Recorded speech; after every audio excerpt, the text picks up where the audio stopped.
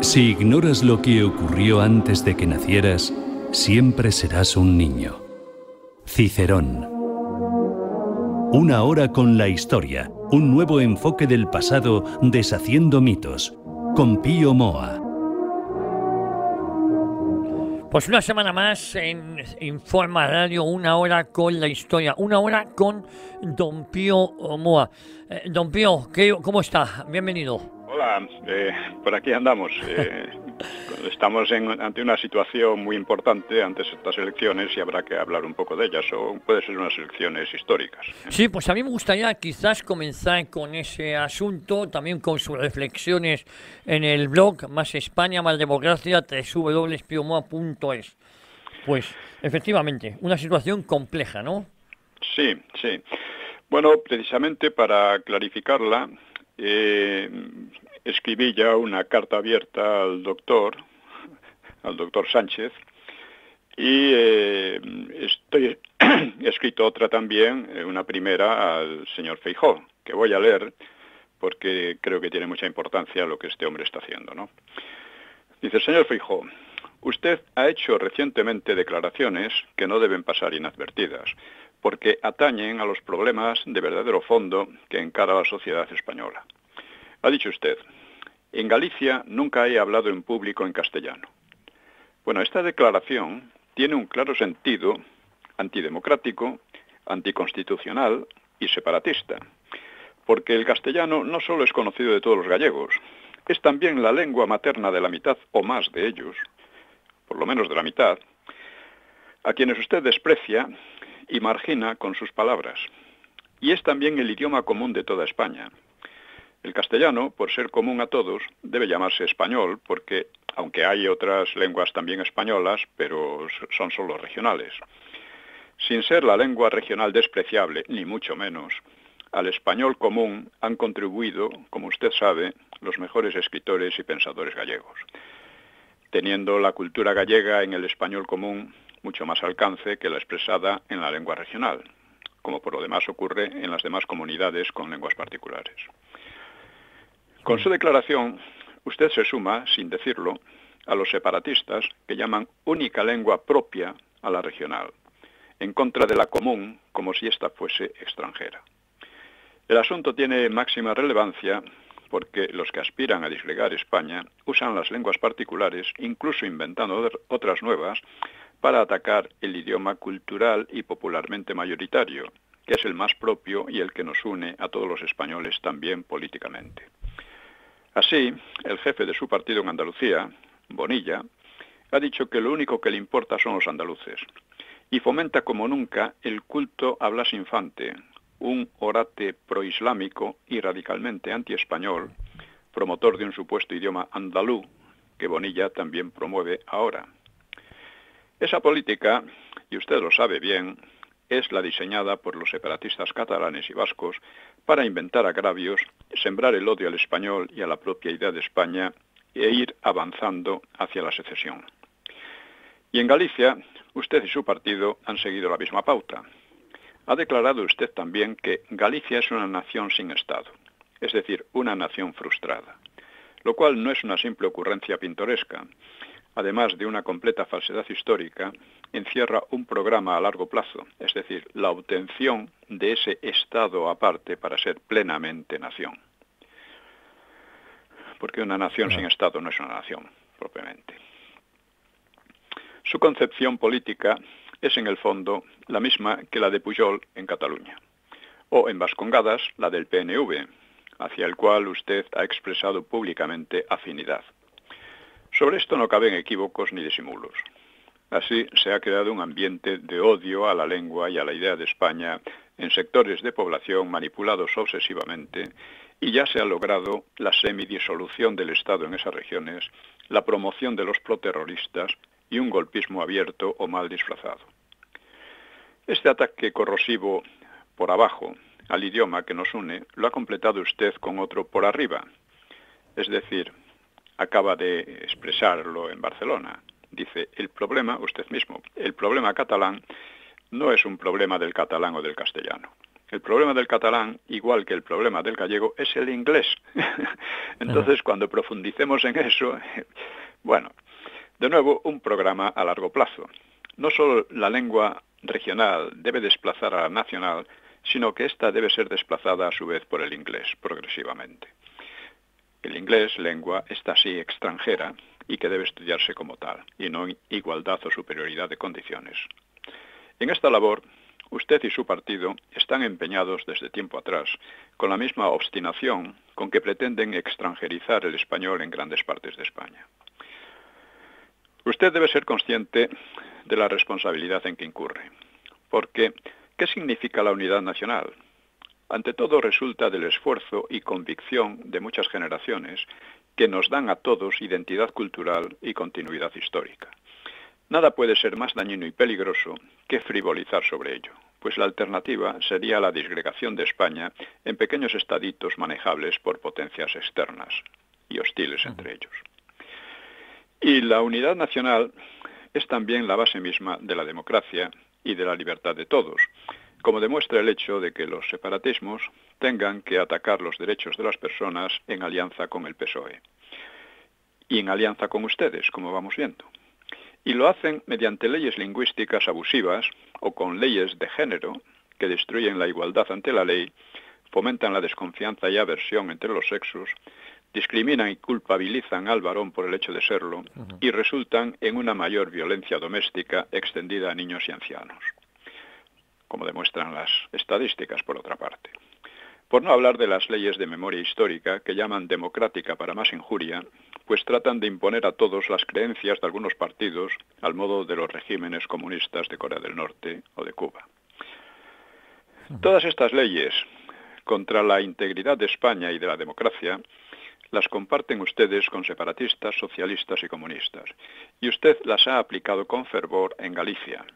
No viene aquí al caso explicar la razón de estas concordancias políticas de fondo entre ustedes y esos otros partidos. Baste constatar el hecho innegable de que así es.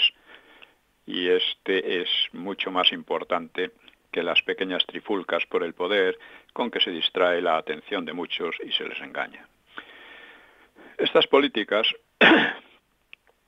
que ya se han demostrado nefastas y peligrosas para la convivencia en paz y en libertad, las encubre usted vendiendo imagen de prudencia, concordia, moderación y constitucionalismo.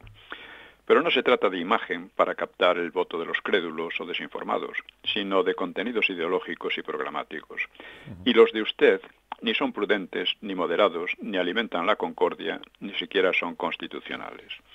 Su actitud repite casi exactamente la de su maestro, el separatista Pujol, de quien se decía: sabe instigar el odio con palabras suaves.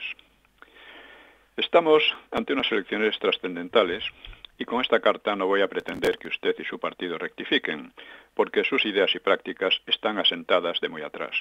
Espero simplemente que muchos votantes entiendan su política real bajo los trucos de imagen. Bueno, decía también en relación con la anterior carta al doctor Sánchez que si 1000 lectores del blog o 1000 oyentes se empeñaran en difundirlas al máximo, pues tendrían verdadera influencia en unas elecciones que son y nos importan mucho a todos. Y de todos depende este pequeño esfuerzo. Hay otra cuestión, y es que en estas elecciones me parece que no es el momento de especular sobre lo que debería o no debería hacer Vox. Igual que una vez decidí la moción de censura contra Mames, se trataba de defenderla y no de especular sobre si iba a salir mejor o peor, ¿no? Estas cartas al doctor y a Feijóo pues vienen a ser como un manifiesto.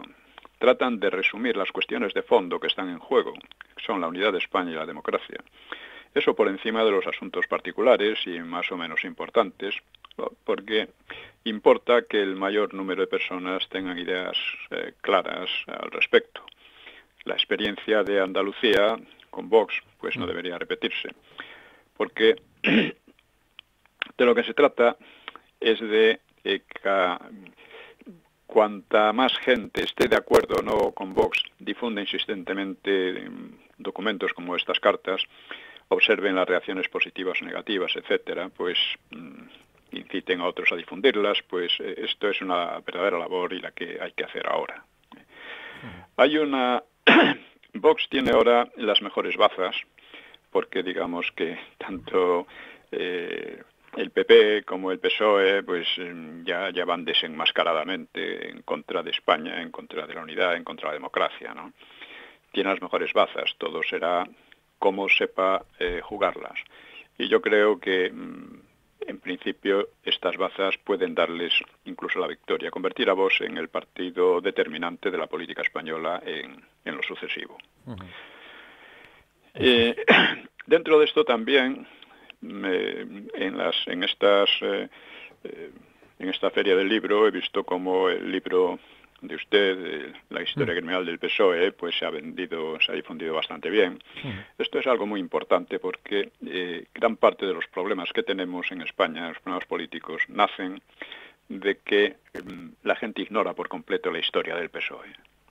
O sea, el PSOE se permitió nada menos que salir en la transición como el partido de los 100 años de honradez y firmeza. O sea, nunca en la política española se ha mentido de manera tan desaforada. La frase, recordarán que dio lugar a algunas gracietas y chascarrillos, pero que eran políticamente inocuos, ¿no? No a un verdadero análisis basado en la recuperación de la historia o de la simple memoria, ¿no?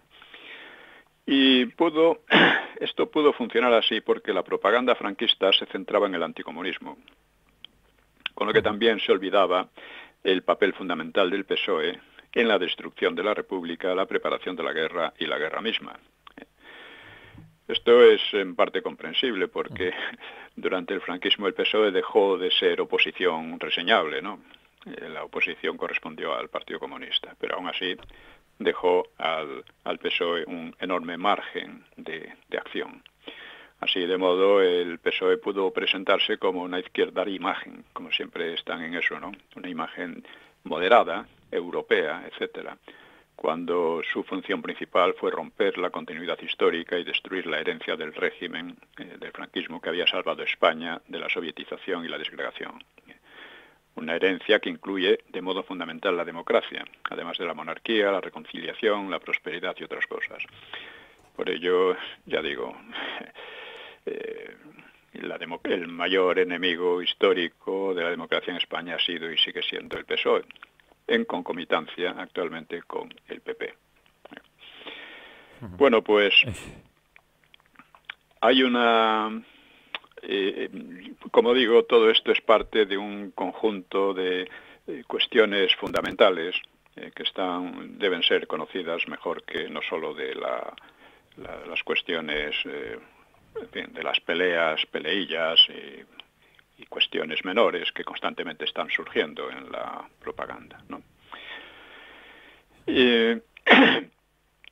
Hay una cuestión que es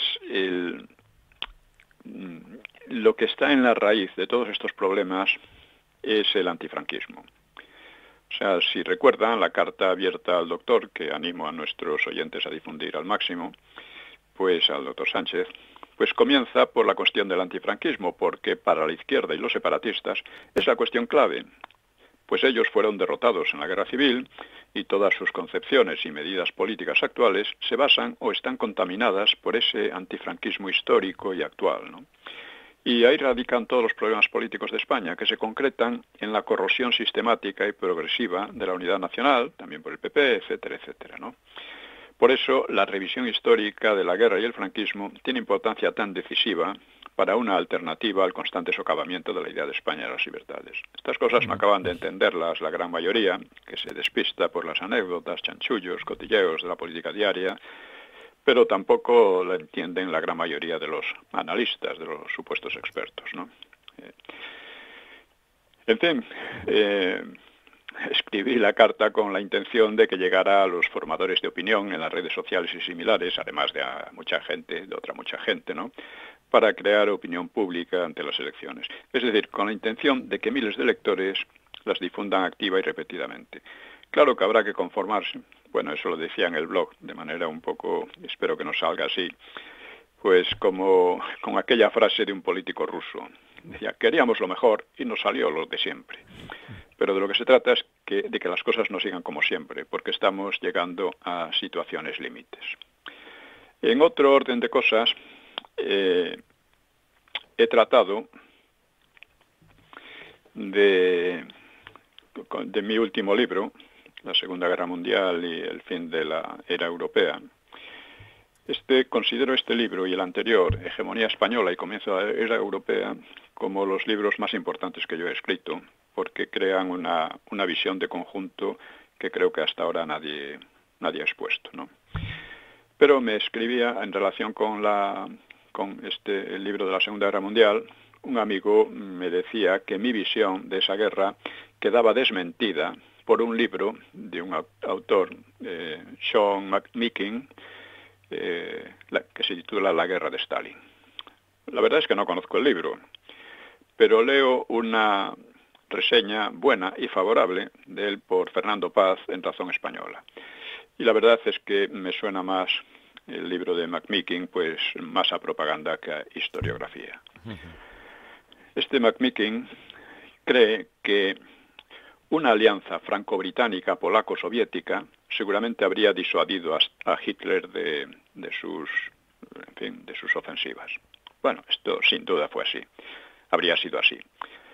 Además, en gran medida, Stalin intentó precisamente esa alianza franco-británica, polaco-soviética, con sus propios objetivos. Pero en realidad es hablar por hablar, porque era una alianza imposible, dado que franceses, ingleses y sobre todo polacos temían a la Unión Soviética tanto o más que a Alemania. El juego de los franco-ingleses y de los soviéticos en torno a esa alianza imposible es un buen ejemplo de insinceridad por todas las partes. El plan de Stalin, según McMeekin, y según resume Paz en el libro, dice, era promover el enfrentamiento entre capitalistas a fin de que Europa quedase exangüe, como había ocurrido en la guerra anterior. Así él recogería los restos y bolchevizaría al continente. Por supuesto que pensaba eso, y de ahí que Franco declarase en plena guerra civil que sería neutral en una guerra semejante entre Alemania y ingleses y franceses, ¿no? Pero Stalin estaba seguro, y además acertó, de que la guerra imperialista iba a estallar. Y, sobre todo, después de fracasar en España, en la guerra de España, su obsesión fue conseguir que estallase la guerra por el oeste, lejos de sus fronteras. Es decir, entre Alemania y los franco-ingleses, y no entre Alemania y la Unión Soviética. En cambio, para las potencias occidentales, pues nunca dejó de ser una buena especulación la solución contraria, que Alemania y la Unión Soviética se enzarzasen entre ellas y quedasen a su vez exangües, quedasen devastadas. Si no se mencionan las dos partes, o sea, tanto los proyectos o ideas o especulaciones de los soviéticos como de los ingleses y franceses, si no se mencionan las dos partes no se hace historiografía, sino otra cosa, se hace propaganda. Para Stalin, el pacto Ribbentrop-Molotov fue una brillante maniobra de gran política que salvó a la Unión Soviética, le permitió ganar tiempo. Claro que ahí hubo un problema para Stalin, y es que la victoria alemana en el oeste fue muy rápida, con lo cual se evitó la ruina de Europa y además pasaba a primer plano el gran designio de Hitler de extender la Gran Alemania hasta los Urales, es decir, de ocupar toda Rusia. Para Stalin, como para el propio Hitler, aquel pacto, Ribbentrop-Molotov, trataba de ganar un tiempo necesario para prepararse para la lucha fatal, porque la lucha era, tal como estaban las cosas, iba a ser inevitable, ¿no? Hitler se adelantó de forma inesperada y además Stalin se dejó sorprender porque le pareció que era completamente irracional que Hitler, sin haber resuelto la cuestión de Inglaterra, pues se lanzase sobre la Unión Soviética. Pero la verdad es que Hitler también tenía su razón, porque aunque la batalla de Inglaterra quedó en tablas, ni los alemanes podían invadir Inglaterra, pero tampoco los ingleses podían atacar en el continente, pues entonces pensó que era el momento de atacar a la Unión Soviética, ¿no?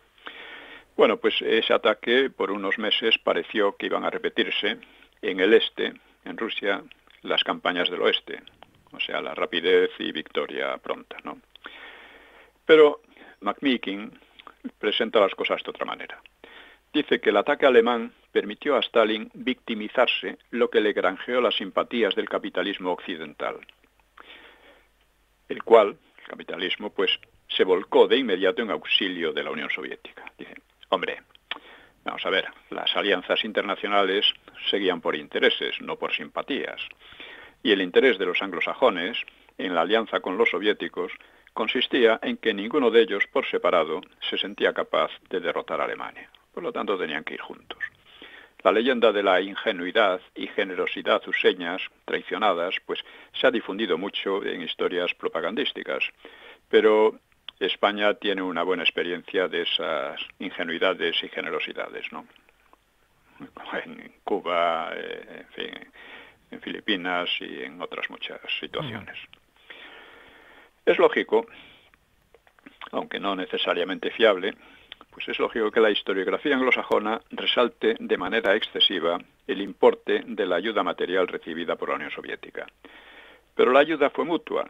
Como comentó alguna vez Churchill a Roosevelt, se trataba de la inversión más rentable, porque evitaba a los anglosajones unos costes mucho más elevados en derrotas y en sangre.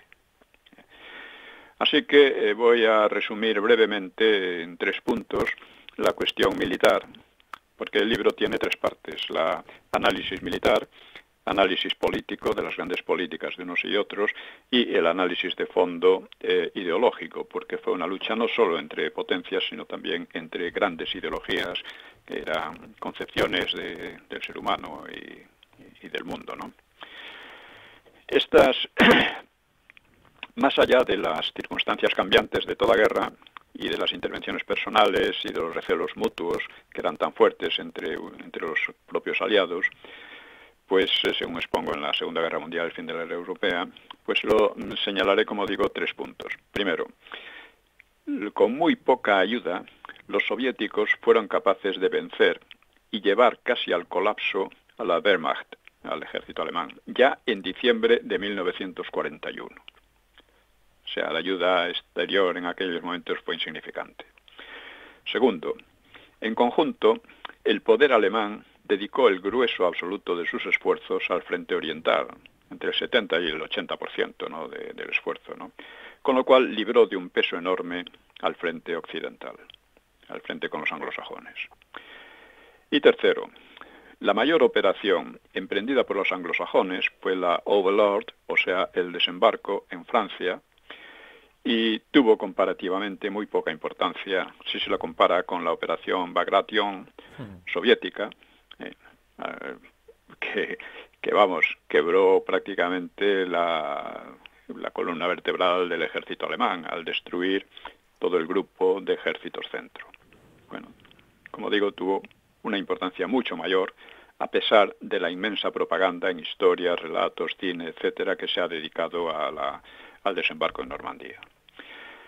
Pero McMeekin, como es tradicional en las historias de aquella guerra, pues omite sus consecuencias generales para Europa y su carácter ideológico, que la entronca con una larga tradición intelectual o espiritual europea, que se remonta, vamos, a la cristianización del continente, ¿no?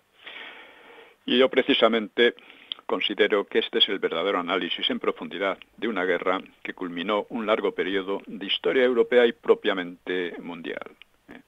Lo digo porque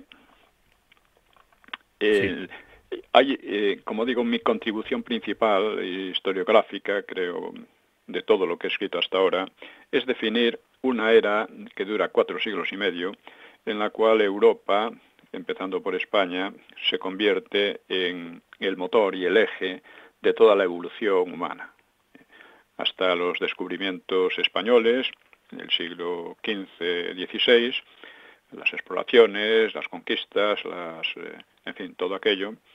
El mundo era desconocido para todo el mundo.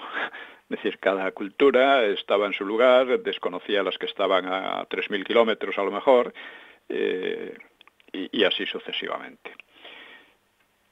Y entonces es cuando empieza la historia humana a ser una historia humana, o mundial si se quiere, ¿no? Gracias a, como digo, a los descubrimientos españoles, cosa a la que nunca se ha prestado atención. O sea, el descubrimiento de América fue importantísimo, claro está, pero fue el descubrimiento del mundo y el comienzo de una época en que el mundo se interrelaciona. Y esto acaba con la Segunda Guerra Mundial, cuando Europa queda casi en ruinas, pierde por completo su hegemonía, pierde sus imperios, pierde, en fin, queda a su vez dividida y tutelada por otras dos potencias, la Unión Soviética y USA o Estados Unidos. Son dos potencias que tienen origen europeo también, pero ya no son europeas, ya tienen otras políticas generales y otras culturas que las apartan mucho de lo que es la raíz fundamental de Europa, ¿no? Bueno, pues esto es importantísimo para encajar los sucesos que se vienen desarrollando desde entonces y para darse cuenta de la nueva situación creada desde entonces, que ha pasado ya por una época, ha entrado ya en una época diferente, siempre dentro del fin de la era europea.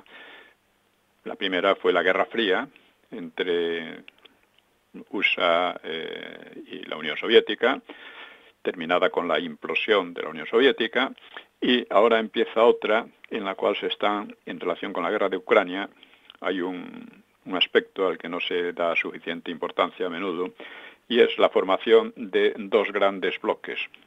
Uno ya con potencias que no deben casi nada a Europa, ¿no? Como puede ser China, me refiero culturalmente, etcétera, como son China, como es la India, por supuesto el mundo islámico, etcétera, ¿no?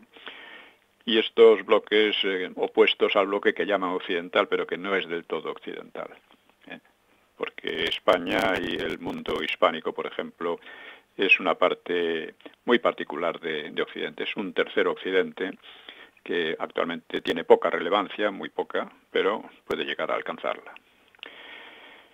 Y ya digo, España tiene una posición muy particular en todo este proceso de 4 siglos y medio, porque fue España quien la inició y al mismo tiempo España se abstuvo en su derrumbe. Bien, pues con esto podemos pasar al tema de que nos ocupa hoy, ¿no? Sí. Todos son aspectos históricos. Sí. Bueno, pues estábamos diciendo cómo la República se hundió no en el 18 de julio, como dicen algunos. Algunos dicen como una especie de doble golpe de la izquierda y de la derecha, que hundió con la sublevación de Marruecos y el reparto de armas a los sindicatos, etcétera, ¿no? No fue así. La República estaba ya hundida, su legalidad estaba hecha trizas. Fue primero por el alzamiento de octubre del 34, que dejó a la República malherida, sin haberla destruido, claro, y con el otro golpe, que fue el fraude electoral y la imposición de un régimen de terror en febrero del 36. O sea, la legalidad republicana había sido arrasada en los meses anteriores al 18 de julio y allí no se destruyó entonces la democracia, sino que la previa destrucción de la democracia desde febrero del 36 causó el 18 de julio.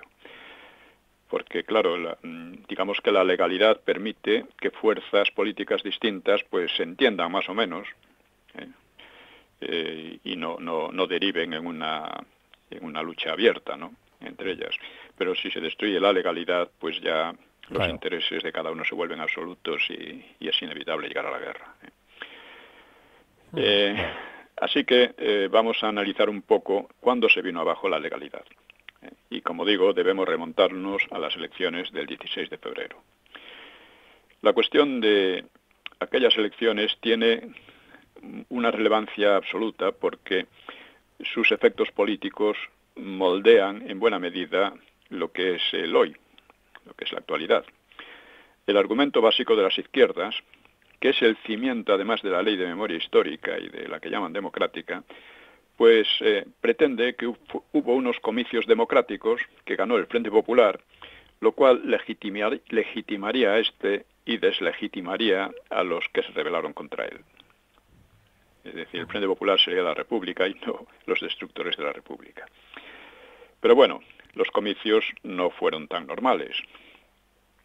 A principios de 1936, el presidente Alcalá Zamora, que era de derechas, y su jefe de gobierno, Portela Valladares, también de derechas, que pues además Portela Valladares había sido nombrado jefe de gobierno sin respaldo parlamentario por Alcalá Zamora, que estaba incurriendo en una serie de ilegalidades muy graves, pues estos fueron acusados en la Diputación Permanente de las Cortes por haber prorrogado ilegalmente los presupuestos.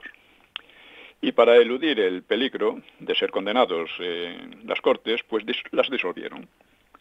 O sea, Alcalá Zamora y el otro disolvió las Cortes y convocó nuevas elecciones en un ambiente de odios exacerbados. La lucha electoral pues se libró con varios muertos, una propaganda salvaje de una violencia tremenda. Por ejemplo, la izquierda clamaba: acusamos de verdugos, saqueadores e incendiarios a Lerroux y a Gil Robles, a la cárcel. Imagínense la propaganda. Otra: el pueblo unido arrollará a las pandillas del crimen, o sea, de la derecha, ¿no? Por la España antifascista, contra la España del hambre, el terror y la muerte. Casualmente los llamados antifascistas habían sido los mayores responsables del hambre y de la delincuencia, y, en fin, durante toda la República. Otra: la CEDA y los monárquicos saben que el bloque popular es su muerte definitiva. Las derechas quieren una España hitleriana, ignorante y con hambre, sin libertad, sometida a la reacción y al fascismo. Votad contra los ladrones, votad contra los torturadores. Llaman torturadores a los que habían resistido al golpe de octubre del 34. Y así sistemáticamente. La derecha pues replicaba pues con un lenguaje mucho menos contundente, ¿no? Dice, más retórico. Dicen: ruge la horda revolucionaria vencida por la CEDA en una pugna feroz. Los judas emboscados del separatismo, en criminal maridaje con los asesinos de octubre, quieren rasgar la unidad de España. Por el honor de nuestro ejército, el que nos libró del octubre rojo. Por el mantenimiento de la civilización cristiana luchan de un lado los defensores de la religión, la propiedad y la familia, del otro los representantes de la impiedad, del marxismo y del amor libre, contra la revolución y sus cómplices, etc. Este era el talante que había entonces, ¿no? Y que, por cierto, ahora está resurgiendo sobre todo contra Vox. Algo parecido. La furia agitativa pues tomaba por eje la insurrección de octubre del 34, del PSOE y la Esquerra Catalana, y apoyada por casi todo el resto de la izquierda, ¿no? Pues un año antes de aquel octubre, el pueblo había votado muy mayoritariamente a la derecha después de un bienio izquierdista muy convulso. Y izquierdas y separatistas rechazaron la decisión de las urnas e intentaron un golpe de Estado y desestabilizar a la República, que culminó con aquella insurrección. Y el PSOE la concibió abiertamente como una guerra civil. Hay que recordar estas cosas. Yo he documentado ampliamente en los orígenes de la guerra civil el alcance, objetivos e instrucciones secretas del levantamiento. Durante 2 semanas hubo en Asturias auténtica guerra y en el conjunto del país 1.300 muertos y enormes destrucciones materiales y culturales, de bibliotecas, obras de arte, etcétera. Esto siempre va junto con la izquierda, ¿no?, que defiende la cultura, ¿no? El movimiento fracasó ante todo porque las masas permanecieron al lado de la legalidad. Tras su derrota, las izquierdas desataron una magna campaña nacional e internacional acusando al gobierno, que lo presidía Lerroux, que era moderado, ¿no?, e inspirado en parte por Gil Robles, el gobierno, pues los acusaban de haber torturado y asesinado a 5.000 obreros en Asturias. Bueno, yo he examinado las acusaciones en el derrumbe de la República y está claro hoy que casi todas son exageraciones o pura y simple invención. La promesa de investigar las atrocidades fue un punto básico del programa izquierdista en 1936, pero en cuanto llegaron al poder lo olvidaron. O sea, no podían investigar unas atrocidades inventadas, ¿no? Y es más, hicieron caso omiso de las exhortaciones de la CEDA a cumplir lo prometido.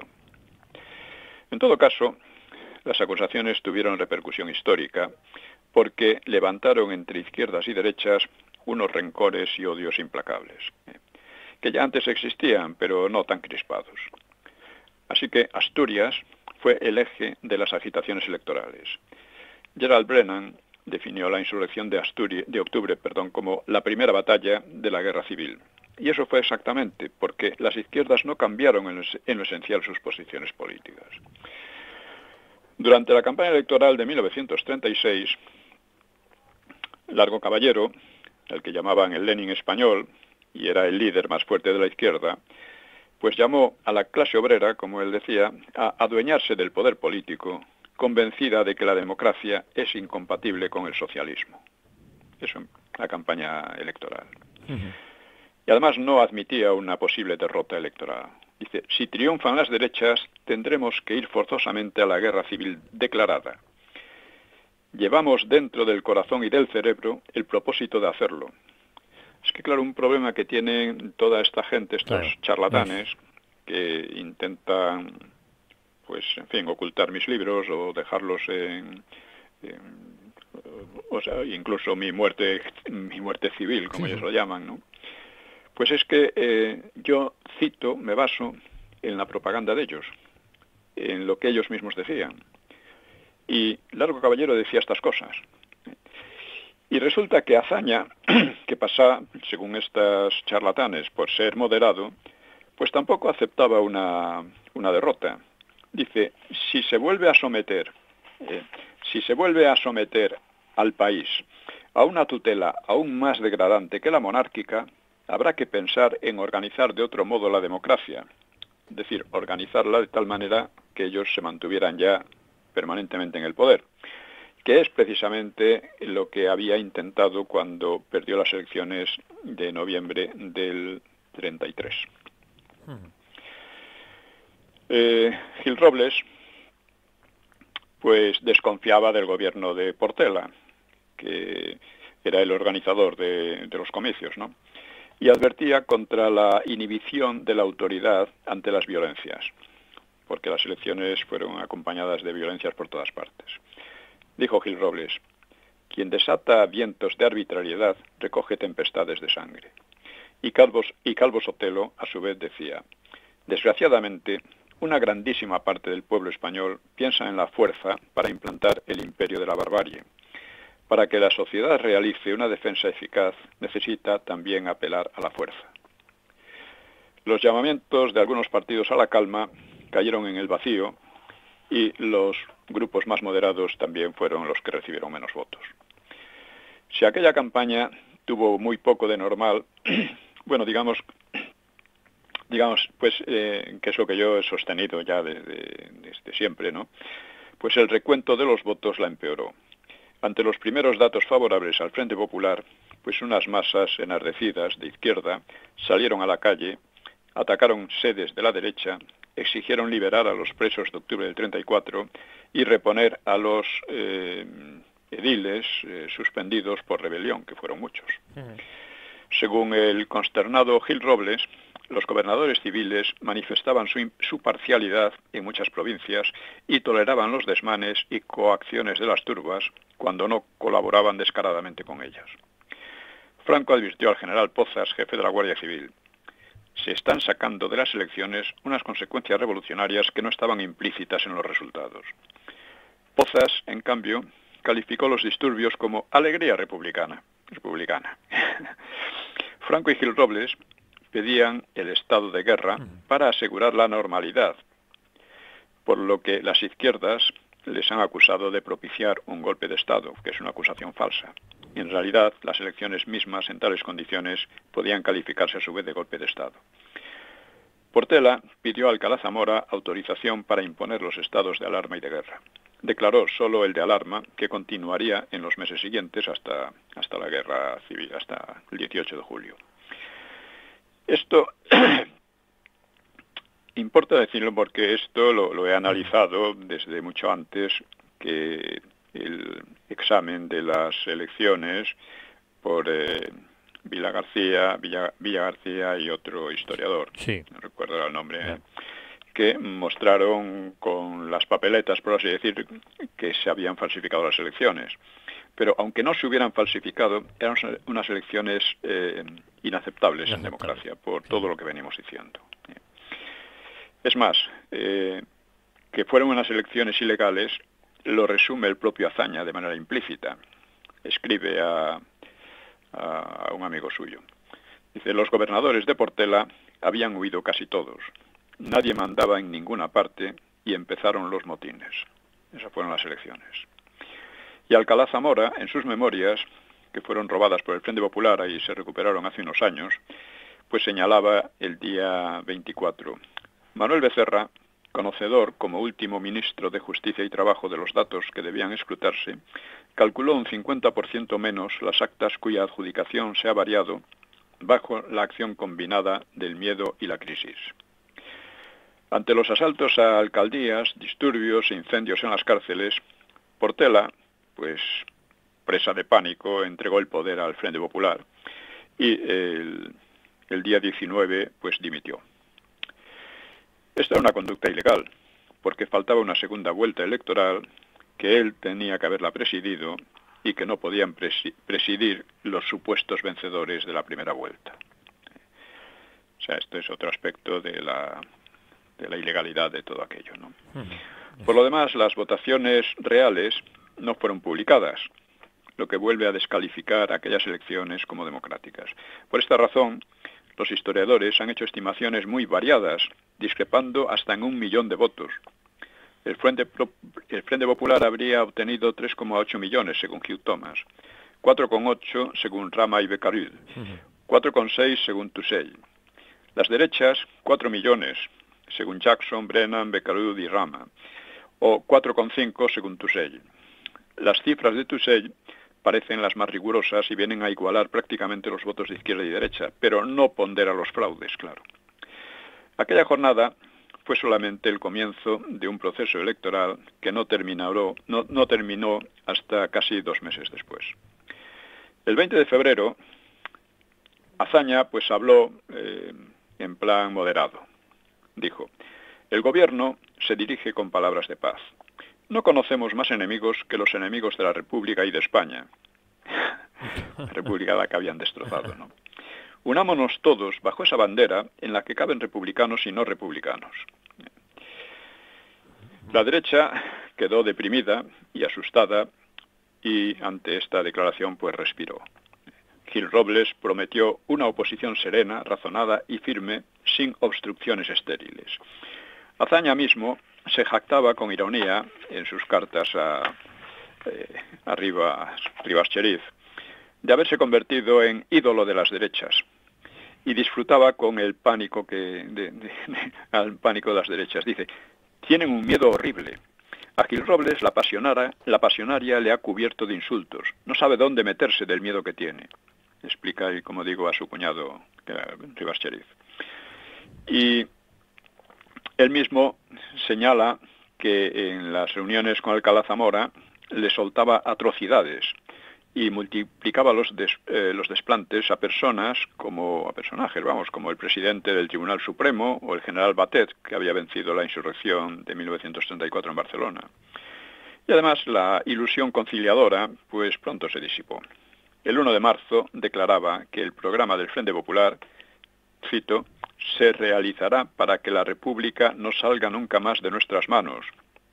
O sea, para que la República deje de ser un régimen democrático. Eso es.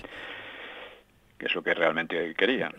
Buscaban. La pasionaria, que era una agitadora muy encumbrada, pues clamaba, vivimos en una situación revolucionaria. y exigía la ejecución de los que llamaba asesinos de octubre.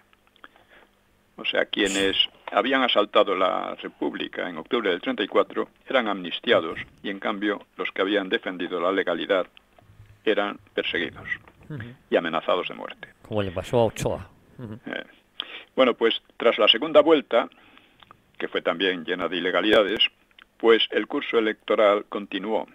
Las Cortes, dominadas por la izquierda, 263 diputados frente a 168 y un centro pequeño, pues emprendieron, entre griterío y amenazas, una arbitraria revisión de actas, despojando a la derecha de 37 escaños. La CEDA, despechada, se retiró de las Cortes, pero al poco volvió con las orejas gachas. Y el 7 de abril concluía el proceso electoral con la destitución del presidente de la República, Alcalá Zamora, a quien sustituiría poco después el propio Azaña. Con lo que Casares, Quiroga, amigo de Azaña, pues pasó a la cabeza del gobierno. El pretexto para destituir a Alcalá Zamora fue realmente grotesco. El presidente podía disolver constitucionalmente las Cortes por 2 veces, pero si la segunda se juzgaba injustificada, sería depuesto. O sea, la segunda vez, la segunda disolución había sido justamente la anterior, la que había llevado al poder al Frente Popular, que había provocado las elecciones, y ahora el Frente Popular, que salía de esta disolución, acusaba a Alcalá Zamora de haberlas disuelto de manera ilegítima, con lo que de hecho ilegitimaba su propia victoria. Bueno, para aquello era una salvajada de auténticos despropósitos, ¿no? En fin. Ello aparte, la primera disolución, que fue en 1933, había afectado a las Cortes Constituyentes y no estaba claro si debía computarse entre las dos a tratar, porque lógicamente después de la Constitución las Cortes debían haberse disuelto, pero continuaron. Continuaron hasta las elecciones del 33, en que ganó la derecha y, en fin. Y el 4 de diciembre de 1931, Azaña calificaba de desatinado y peligroso incluir aquella primera disolución entre las dos del derecho del presidente. Pero en 1936 cambió de opinión y la incluyó. Aquella disolución que se hizo en 1933, en lugar de hacerse después de la Constitución del 31, pues ya digo, Azaña decía al principio que aquella no debía computarse en las disoluciones del presidente porque era una disolución forzada, porque ya una vez aprobada la Constitución, las Cortes debían cambiar y pasar a otra situación. Pero luego pensó, ya digo, de otra manera.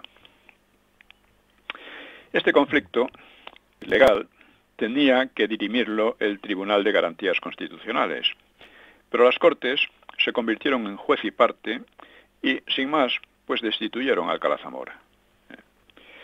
Otro republicano de izquierda, Martínez Barrio, pues dirá así en sus memorias de aquella situación. Dice, nos habíamos lanzado por uno de esos despeñaderos históricos que carecen de toda posibilidad de vuelta. Sí. En cambio, Azaña disfrutaba, según decía en sus cartas y sus diarios, disfrutaba de lo que llamaba el placer estético de la maniobra, el placer estético de haber mandado a Alcalá Zamora a paseo, por así decirlo.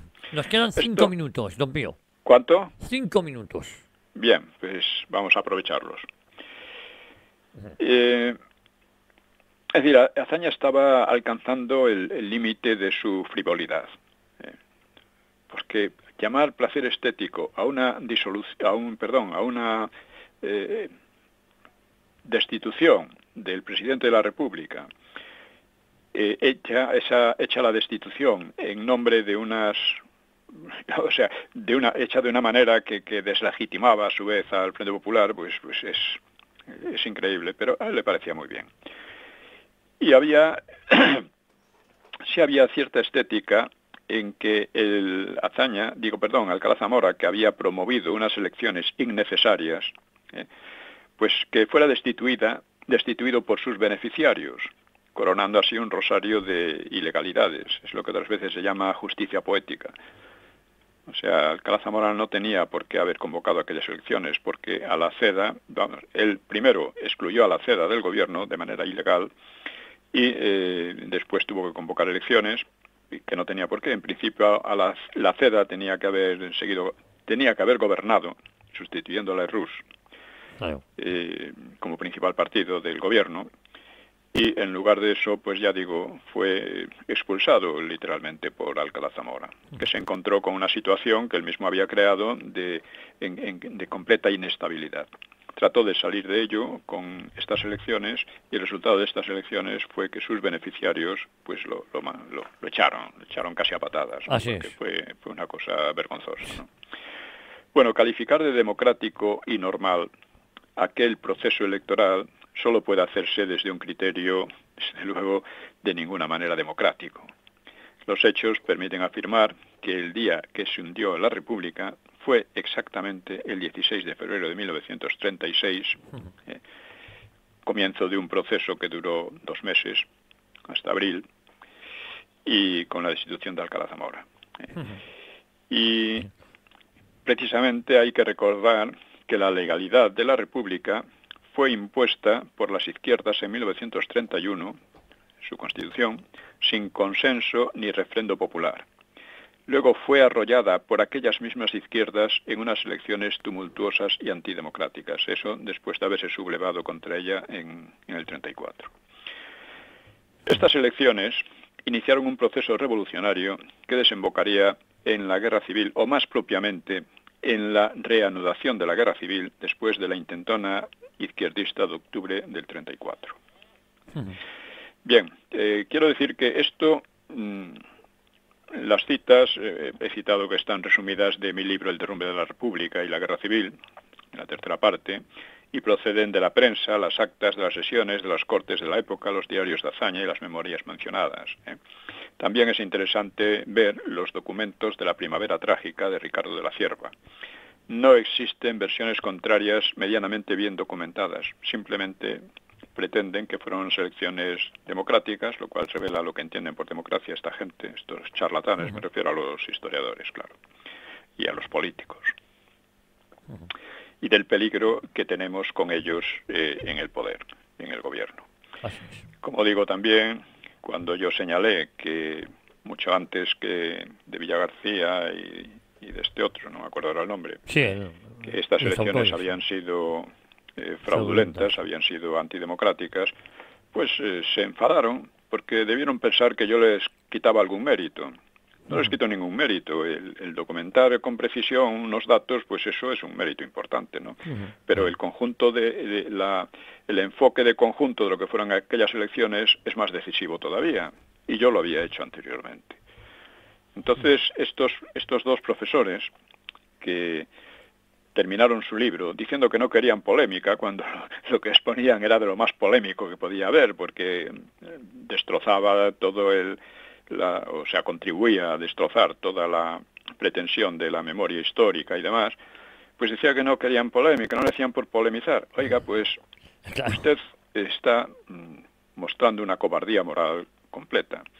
Y últimamente se quejaban de que en la universidad los habían un poco marginado, les habían condenado a muerte civil y estaban los pobres aislados y de mala manera. Bueno, se lo han merecido. Esto también es justicia poética, como la justicia de Alcalá Zamora, ¿no? Que convoca unas elecciones innecesarias para salir de un problema que tenía, un problema legal que él tenía, y los beneficiarios de aquellas elecciones resulta que dicen que aquella convocatoria de elecciones era falsa y que él tenía que ser destituido. Bueno, pues así, o sea, analizando la República y su evolución, uno se da cuenta de hasta qué punto llegó a ser demencial. Y nos sirve también un poco de lección para las evoluciones que estamos viendo en la España de hoy, que también se están volviendo cada vez más demenciales. Así es. Bueno, pues con esto yo creo que podemos terminar. Pues don Pío, lo dejamos aquí con la promesa de volver Dios mediante la próxima semana aquí a Informa Radio a 1 hora con la historia, 1 hora con don Pío Moa. De acuerdo, un abrazo para Un abrazo todos. muy fuerte.